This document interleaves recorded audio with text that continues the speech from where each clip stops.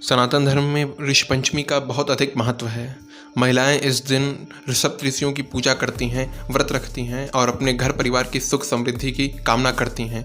हर साल भाद्रपद मास के शुक्ल पक्ष की पंचमी तिथि को सप्तऋषि का पूजन किया जाता है। इसी दिन होती है ऋषि पंचमी। धार्मिक मान्यताओं के अनुसार महिलाएं जब रजस्वला काल में होती हैं तब उनसे कुछ गलतियां हो जाती हैं, धार्मिक दृष्टिकोण से जिन्हें हम गलतियां कहते हैं। इन गलतियों से होने वाले पापों और दोषों के निवारण के लिए ये व्रत बहुत ही महत्वपूर्ण है। ये व्रत करने से महिलाएं अपने उन सभी पापों से मुक्त हो जाती हैं जो उनसे रजस्वला काल के दौरान होते हैं। अब हम आपको बताते हैं ऋषि पंचमी व्रत की कथा। महाराज युधिष्ठिर ने प्रभु श्री कृष्ण से यह प्रश्न किया, हे देवेश, मैंने आपके मुख से बहुत सारे व्रतों को सुना है। अब आप कृपा करके ऐसा कोई व्रत बताएं जिससे समस्त पापों का नाश हो जाता है। उन्होंने कहा, हे युधिष्ठिर, मैं तुम्हें सप्तऋषि व्रत के बारे में सुनाता हूँ। ये बहुत ही उत्तम व्रत है।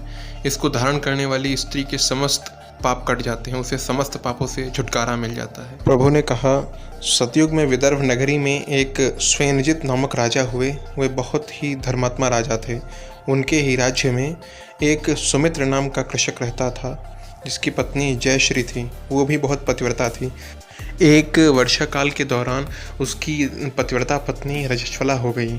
उसे आभास हो गया कि वो रजस्वला हो चुकी है, लेकिन फिर भी वो बहुत सारे कार्यों में लिप्त रही। इस दौरान उससे जो गलतियां नहीं होनी चाहिए थी उसने वो गलतियां भी कर दी। बहुत सारे कार्य किए जो रजस्वला काल के दौरान वर्जित होते हैं। कुछ समय पश्चात दोनों स्त्री पुरुष अपनी अपनी आयु भोग कर मृत्यु को प्राप्त हुए। उसके बाद अपने ऋतु दोष के कारण यानी रजस्वला दोष के कारण जो जयश्री है वो कुतिया बनी। सुमित से भी इस दौरान कुछ पाप हुए थे। इसी का भुगतान करने के लिए वो बैल योनि में जन्मा। ये दोनों अपने पुत्र के यहाँ ही पलने लगे।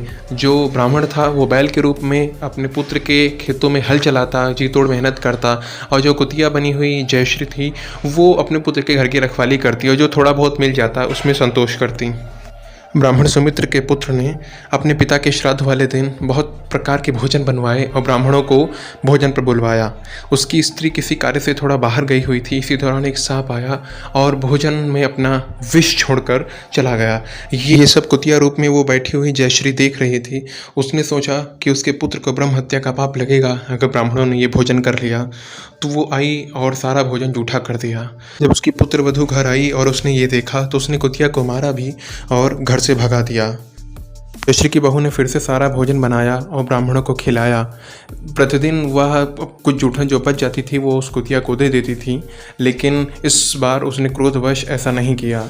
रात में भूख से व्याकुल कुतिया अपने पूर्व पति अर्थात उस बैल के पास गई और कहने लगी, हे स्वामी, मैंने तो अपने पुत्र को सिर्फ और सिर्फ ब्रह्म हत्या के पाप से बचाने के लिए कार्य किया, लेकिन आज मुझे भोजन नहीं दिया गया है।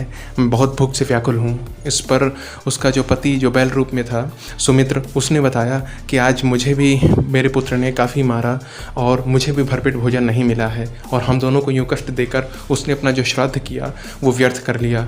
उनका पुत्र ये बातें सुन रहा था। उसे भारी कष्ट हुआ कि मैंने अपने ही माता पिता को यूँ मारा। वो ये विचार करने लगा कि आखिर ऐसा क्या पाप किया था मेरे माता पिता ने जो उन्हें ये योनि प्राप्त हुई है। तो अपनी इन प्रश्नों के उत्तर पाने के लिए वो पास ही एक मुनि के आश्रम में गया और महर्षि शर्वतपा से उसने अपनी सारी व्यथा कह सुनाई।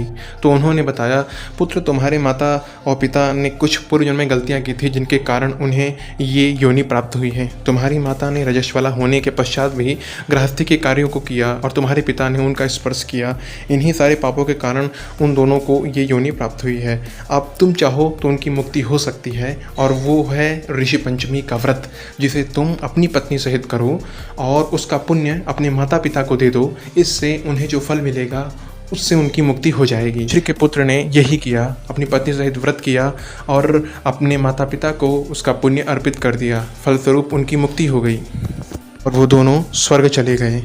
जो भी स्त्री इस व्रत को करती है वो समस्त सुखों को प्राप्त करती है।